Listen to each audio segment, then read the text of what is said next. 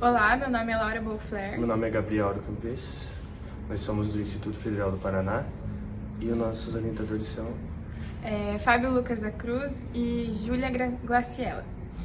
Nós fazemos parte do projeto sobre violações dos direitos humanos em comunidades indígenas do Paraná durante a ditadura militar.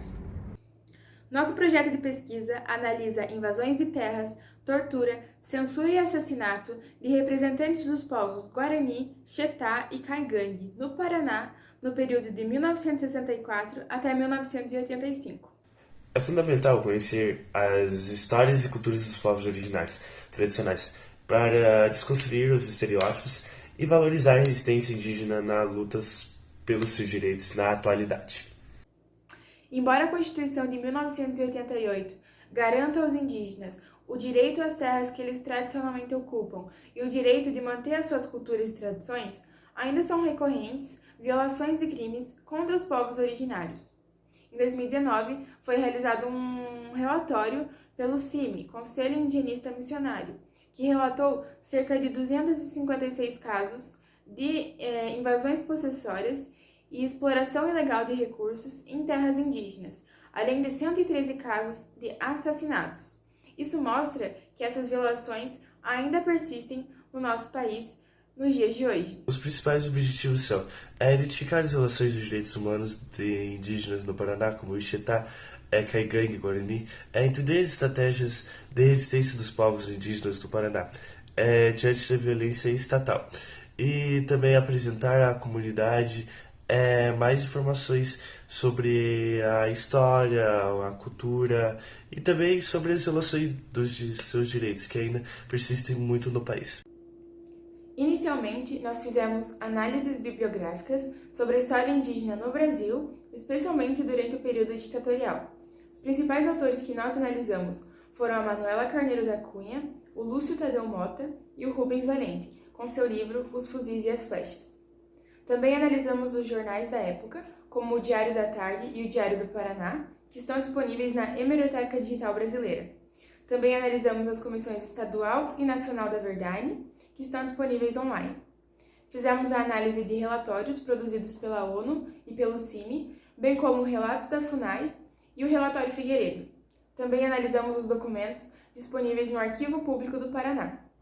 Também observamos e discutimos sobre documentários, como, por exemplo, Os Três Alves. Através desses estudos, podemos afirmar que durante a ditadura militar, o Estado do Paraná estimulou a agricultura voltada à exportação e evitou a aproximação de indígenas das áreas urbanas, além de financiar expedições contra os Guarani e os Caigangue.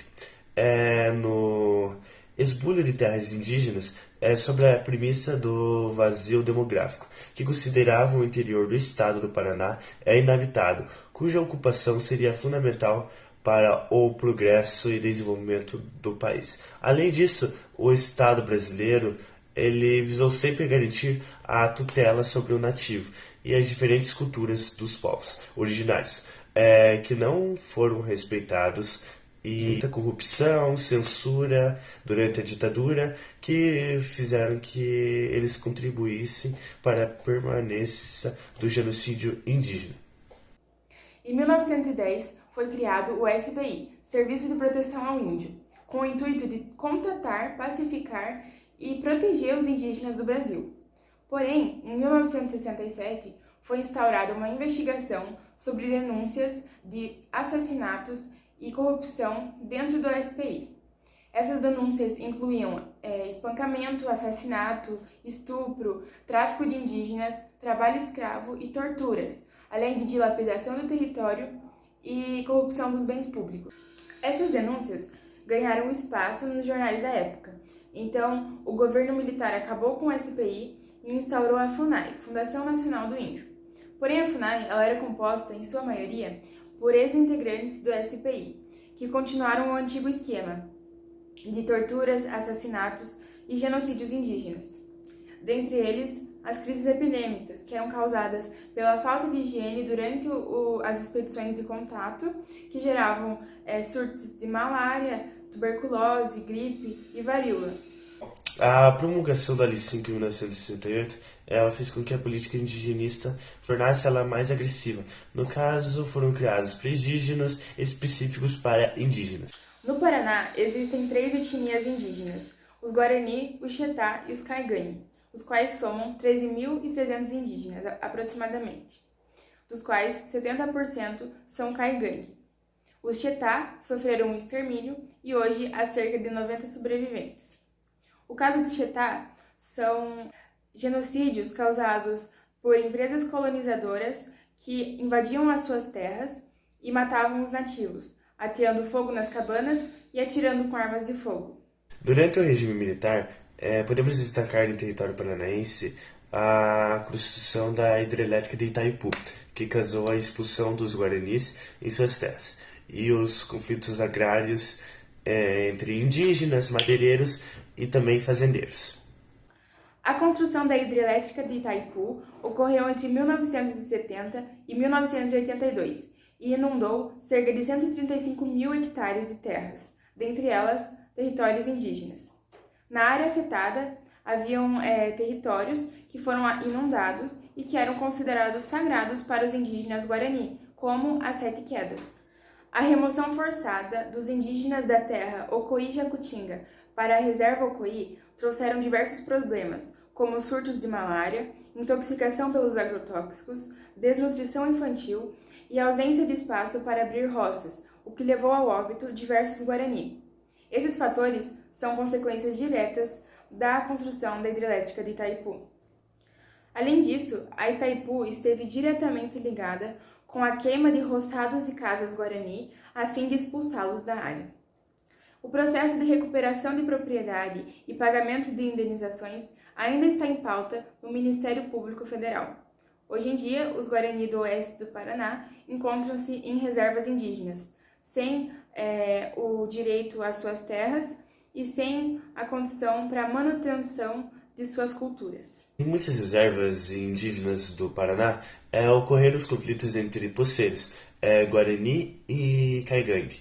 Os mais violentos foram observados no Rio das Cobras, terra indígena de Mangueirinha. Também era ameaçada pela família Slaviero, que era interessada na madeira da maior área de araucárias do sul do país. Os garimpeiros e madeireiros usurparam as áreas indígenas através de ameaças, expulsões, barracos, queimadas, plantações e cerca de 8.976 hectares de terras indígenas foram devastados nessa venda de madeira e derrubada de pinheiros da área acobertas pelo Estado e indústrias privadas. Os jornais de grande circulação da época omitiram as violações cometidas pelo Estado e pela FUNAI contra os povos originários. Divulgava-se apenas as versões apresentadas pelos chefes da FUNAI. Além disso, os periódicos divulgavam o trabalho árduo da FUNAI e o comprometimento do órgão com a preservação dos direitos indígenas.